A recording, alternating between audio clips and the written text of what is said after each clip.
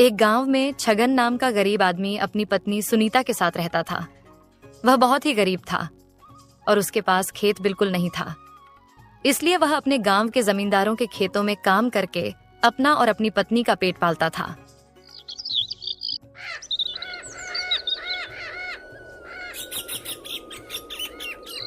अरे जी, कल आप अपना खाना घर पर ही भूल गए थे और कल आपने ना जाने कैसे सारे दिन काम किया होगा।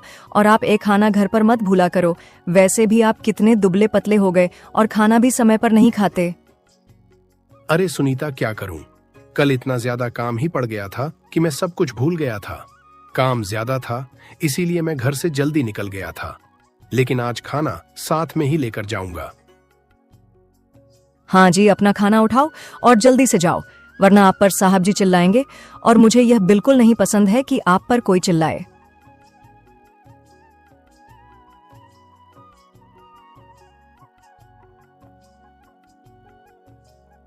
छगन कड़ी धूप में खड़ी मेहनत कर रहा था, क्योंकि अगर वह थोड़ा भी आराम करता था और अगर यह बात उसके मालिक को पता लग जाती या फिर छगन ने काम थोड़ा किया है तो उसका मालिक उसकी पगार से पैसे काट लेता था।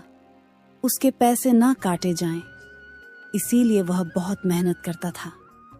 छगन को अब काम करते करते पूरे 3 घंटे हो गए थे, तो छगन अब अपना खाना खाने के लिए सोचता है। अब तो मुझे काम करते हुए बहुत ज्यादा समय हो गया है और अब मुझे बहुत जोर की भूख भी लगी है, तो अब मैं खाना खा ही लेता हूं और आराम बिल्कुल नहीं करूंगा।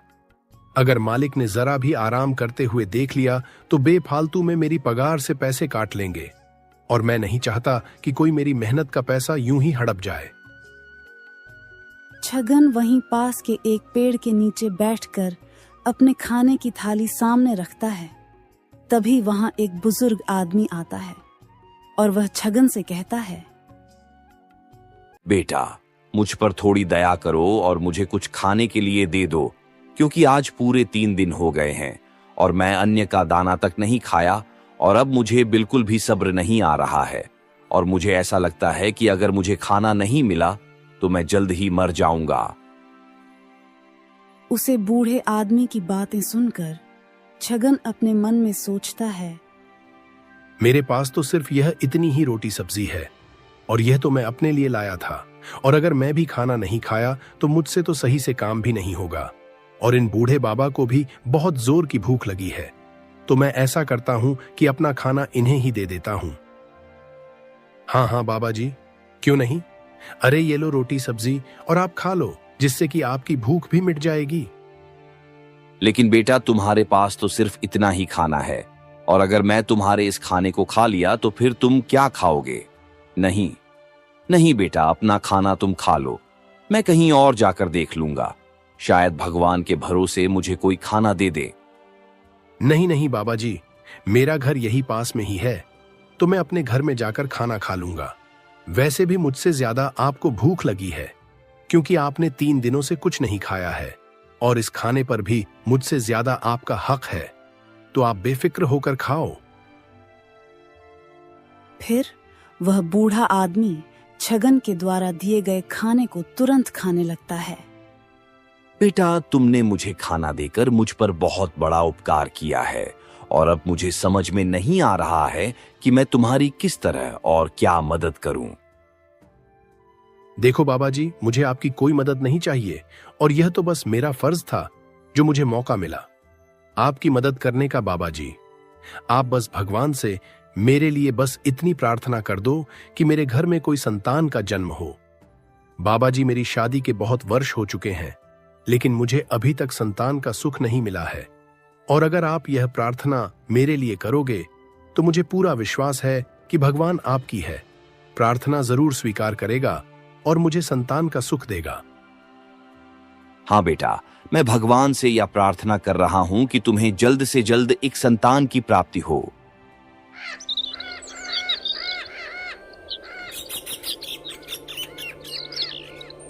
कुछ यह महीनों बाद छगन के घर में एक बेटी का जन्म होता है। उसके घर में एक बेटी जन्मी है, जिसे देखकर दोनों पति पत्नी बहुत खुश होते हैं, क्योंकि उनकी सबसे ज्यादा इच्छा यही थी कि उनके घर में एक संतान हो, और अब उनकी मनोकामना पूरी हो जाती है। अरे सुनीता देखो, जिन बाबा को मैंने अपना खाना दिया था उन्होंने भगवान से प्रार्थना की थी कि हमारे घर में एक संतान हो जाए, और देखो उन बाबा की दुआओं ने हमारे घर में एक संतान ला दी। हाँ जी, आप बिल्कुल ठीक कह रहे हो। आज उन्हें बाबा की बदौलत हमें एक बेटी का सुख मिला है और अब मैं बहुत खुश हूँ।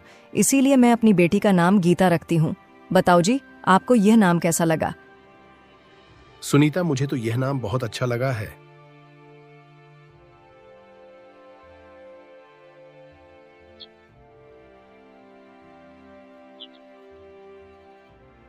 बेटी के जन्म होने के बाद अब सुनीता की तबीयत खराब रहने लगती है। गीता के पापा, अब मैं बहुत बीमार रहने लगी हूँ और डॉक्टर साहब ने भी कह दिया है कि अब मेरा कोई इलाज नहीं हो पाएगा। तो मुझे ऐसा लगता है कि मेरा समय आ गया है और मैं मरने से पहले आपको अपनी आखिरी इच्छा बताना चाहूंगी। सुनीता, यह तो कैसी बातें कर रही हो? और तुम्हें कुछ नहीं होगा। भगवान ना करें कि ऐसा कुछ हो। और मैं तो चाहता हूं कि अभी तुम्हारी उम्र 100 साल और हो, लेकिन होने को कौन टाल सकता है? जो होने को है वह तो होकर ही रहेगा। सुनीता, तुम मुझे बता दो कि तुम्हारी आखिरी इच्छा क्या है? गीता के पापा, मेरी आखिरी इच्छा यही है कि मेरे ना होने पर आप इस बच्ची को कोई तकलीफ मत देना।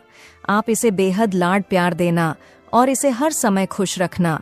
कभी इसकी आंखों में आंसू ना आने देना, क्योंकि हमें भगवान ने एक ही संतान दी है, वह भी बड़ी मुश्किल से, और मैं नहीं चाहती कि इस बेचारी को कभी कोई तकलीफ हो। और एक बात, मेरे मरने के बाद तुम दोबारा शादी मत करना। यह मेरी आपसे सबसे बड़ी विनती है।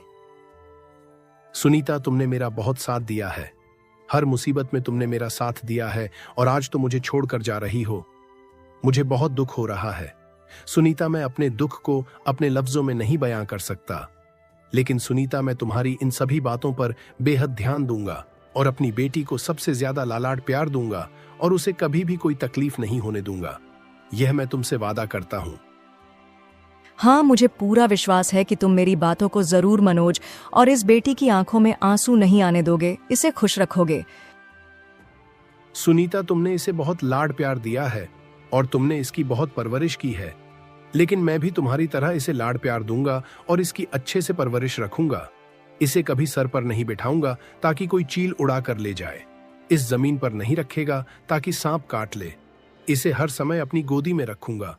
तुम्हारी यादें मेरे दिल में बनी रहेगी सुनीता, हर समय बनी रहेगी। मैं जा रही हूँ, लेकिन अब मुझे बहुत सुकून मिल रहा है, क्योंकि मेरे ना होते हुए भी मेरी बच्ची की अच्छे से देखभाल होगी। तुम जैसे पिता को पाकर मेरी बच्ची धन्य हो जाएगी। इतना कहते कहे तो सुनीता का स्वर्गवास हो जाता है।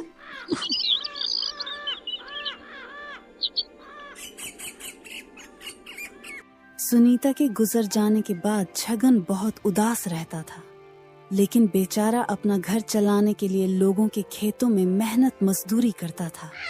ऐसे ही 20 साल बीत जाते हैं। अब गीता पूरे 20 साल की हो चुकी थी, तो छगन भी अब बूढ़ा हो चुका था। उसको अपनी बेटी की शादी की चिंता होने लगती है। बेटी, अब तुम बहुत बड़ी हो गई हो, तो अब मुझे तुम्हारी शादी की चिंता सता रही है। मैं कहीं कोई अच्छा सा लड़का देखकर तुम्हारी शादी कर दूंगा बेटी। मैं तुम्हारी शादी तो धूमधाम से करना चाहता था, लेकिन बेटी मेरे पास उतने पैसे नहीं हैं जिससे कि मैं तुम्हारी शादी धूमधाम से और किसी अमीर के घर में कर सकूं। बेटी, तुम मुझे माफ करना। पिताजी, आप मेरी शादी की चिंता क्यों कर रहे हो? अरे, हम दोनों लोग सभी कठिनाइयों का सामना करेंगे और आपस में मिलजुल कर रहेंगे। पिताजी, मुझे इससे कोई लेना देना नहीं है कि आप गरीब हैं या अमीर हैं। आप मेरे पिताजी हैं। आपने मुझे बचपन से पाला है और आपने मेरी आंखों में कभी आंसू तक नहीं आने दिए और मुझे हर समय खुश रखा। पिताजी, मैं बहुत खुश हूं तुम्हें पाकर कि तुम जैसे पिता मुझे मिले हो। बेटी, तुम मेरे ऊपर बोझ नहीं हो जो मैं तुम्हारी शादी करना चाहता हूं। बेटी, हर माँ बाप की एक इच्छा होती है कि उसकी बेटी एक अच्छे घर में खुशी खुशी रहे, और ऐसा भी नहीं है कि किसी बच्ची के माँ बाप उसे खिला ना पाए। बेटी, यह परंपरा होती कि हर जवान लड़के की शादी की जाए और हर जवान लड़की की शादी की जाए, ताकि वह भी अपना एक परिवार बना सके।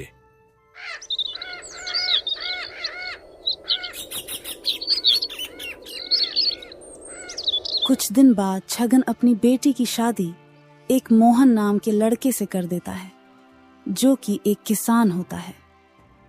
उसके पास 4 बीघा जमीन और एक घर होता है। उस लड़के के घर में वह और उसकी माँ थी, लेकिन आप उसके घर में 3 सदस्य हो गए थे मोहन, गीता और उस लड़के की माँ। अरे बहू, तूने खाना बना दिया क्या? और तू तो ऐसे खड़ी है कि जैसे अब कोई काम ही ना रह गया हो। अगर तूने खाना बना दिया है तो अब झाड़ू पोछा भी तो कर ले। हाँ माँ जी, मैंने खाना बना दिया है और अभी कुछ देर तो हुई है जब मैं झाड़ू लगाई थी, और अभी कोई गंदगी भी नहीं हुई है, सिर्फ बर्तन धोने के लिए रह गए हैं, वह अभी धो लेती हूँ। गीता का पति बहुत अच्छे स्वभाव का था, लेकिन गीता की सब बहुत ही अत्याचारी और निर्दय थी। वह जानती थी कि यह काम हो चुका है, लेकिन फिर भी वह गीता को पुकारती और उसे चिल्लाकर पूछते थे कि यह काम हुआ है या नहीं। और जब वह खेतों पर काम करने के लिए निकल जाता था तब और भी ज्यादा चिल्लाती, लेकिन गीता बेचारी चुपचाप अपनी सास की बातों को सुनती रहती और कुछ ना कहती।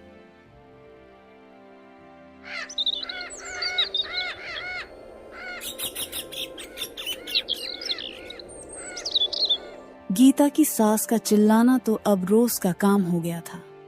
बिना चिल्लाए वह कभी खाना ही नहीं खाती थी। अरे तू इतनी कामचोर और निठल्ली हो गई है कि तुझे तो सिर्फ आराम करना है, दिखाई देता है। अरे घर में कुछ ही काम है जिन्हें भी तो तू ढंग से कर नहीं पा रही है। अगर मुझे पहले पता होता कि तू इतनी कामचोर और निठल्ली है तो मैं अपने बेटे की शादी तुझसे कभी नहीं करती। अरे हर समय इधर उधर घूमती रहती है। क्या तेरी माँ ने तुझे कुछ सिखाया नहीं था? माँ जी, आप क्यों मुझ पर इतना चिल्ला रही हो? आखिर मैंने कब आराम की और कब काम नहीं कर रही हूँ? सुबह से एक पल के लिए मैंने आराम नहीं की है। यह देखो वह देखो, काम यही काम करती फिर रही हूँ।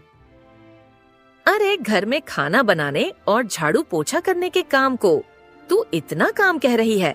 अरे जब तू नहीं थी तब मैं सारे काम बहुत जल्दी कर देती थी, लेकिन अब तू है जो कभी काम ढंग से नहीं कर पाती।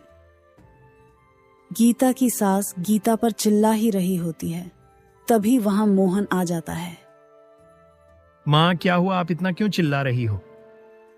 अरे ये बात मुझसे क्यों पूछ रहे हो? अपनी इस प्यारी बीवी से पूछ लो ना। अरे सुबह से आराम कर रही है, इधर उधर घूम रही है, लेकिन इससे काम नहीं किया जा रहा। पता नहीं कितनी कामचोर और निठल्ली है। गीता, मैं क्या सुन रहा हूँ कि तुम हर समय आराम करती हो और इधर उधर घूमती हो। तुम काम क्यों नहीं करती? मैं कहीं नहीं घूमने जाती हूँ।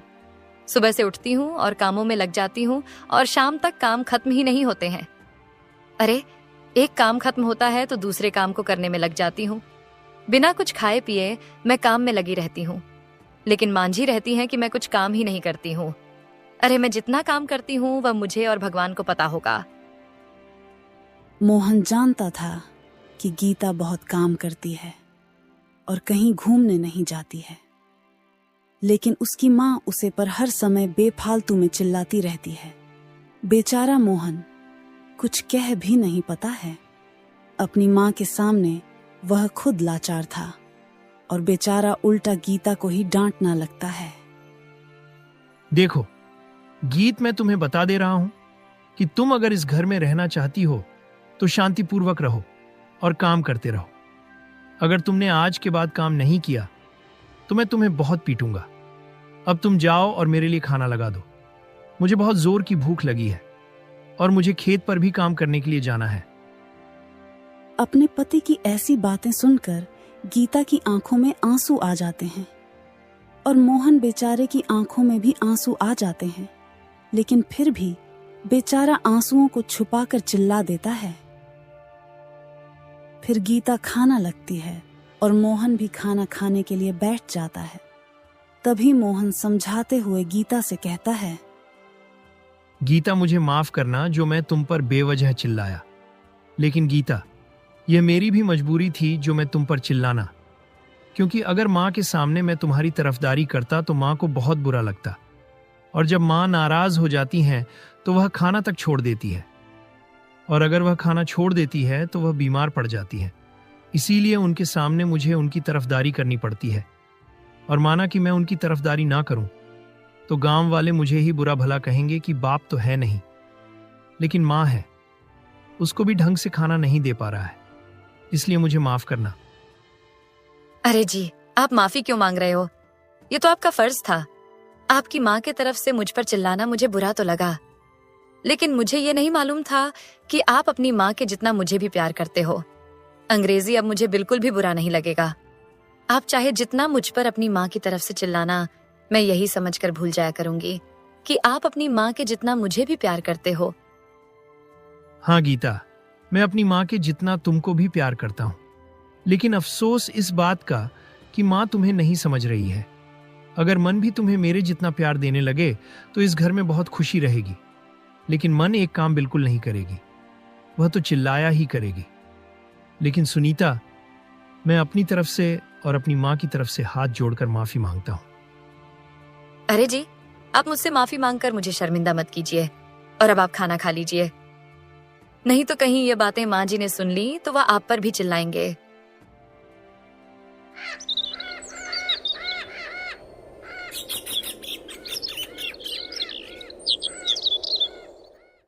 एक दिन गीता को पता चलता है कि उसके पिताजी की तबीयत बहुत ज्यादा खराब है, तो वह अपने पति और अपनी सास से कहती है, माँ जी, मेरे पिताजी की तबीयत बहुत ज्यादा खराब है, तो मैं उन्हें देखने के लिए जा रही हूँ। और एक बात, माँ जी, मेरे पिताजी बहुत बूढ़े हो गए हैं और मेरे अलावा उनकी कोई संतान नहीं है, तो क्या मैं अपने पिताजी को यहाँ रख सकती हूँ? कृपया करके आप मुझे यह इजाजत दे दो, जिससे मेरे पिताजी को सिर्फ 2 वक्त की रोटी मिल जाया करेगी। उसकी बात सुनकर गीता के साथ सोचती है कि इसके पिता को 2 वक्त की रोटी दे दिया करूंगी और उसके बदले उससे अपनी एक गाय को चरवा लूंगी।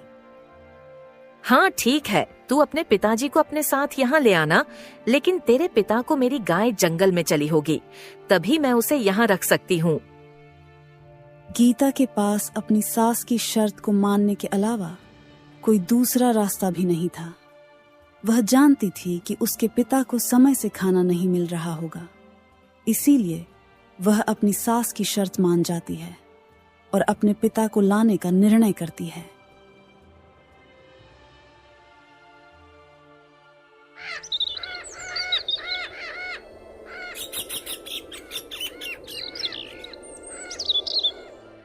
गीता अपने पिताजी के पास जाती है और उनसे कहती है, पिताजी, अब आपकी तबीयत कैसी है? मुझे पता चला कि आपकी तबीयत खराब है तो मैं तुरंत आपके पास चली आई। बेटी, अब तो मेरी तबीयत ठीक है। डॉक्टर साहब दवाई दे गए थे, पता नहीं एकदम से तबीयत खराब हो गई थी। और तू ठीक है ना? पिताजी, मैं भी ठीक हूँ, लेकिन अब आप मेरे साथ मेरे घर चलो, और वहीं रहना मेरे साथ में भी कहाँ है। लेकिन पिताजी, मुझे माफ करना कि मैं वहां आपको हर समय अपने साथ नहीं रख सकती। आपको वहां सिर्फ एक काम करना होगा। मेरी एक गाय है, कृपया करके आप उसे जंगल में चला कर लाना, ताकि मेरे साथ की ख्वाहिश पूरी हो जाए। फिर गीता अपनी सास की शर्तें बताती है, लेकिन उसे कुछ समय के लिए अपनी बेटी के साथ दिन गुजारने को मिलेगा। ऐसी खुशी में वह हाँ कर देता है, क्योंकि उसकी पत्नी ने भी कहा था कि उसकी बेटी की आंखों में कभी आंसू नहीं आने चाहिए। इसीलिए वह अपनी बेटी के साथ जाने के लिए हाँ कर देता है।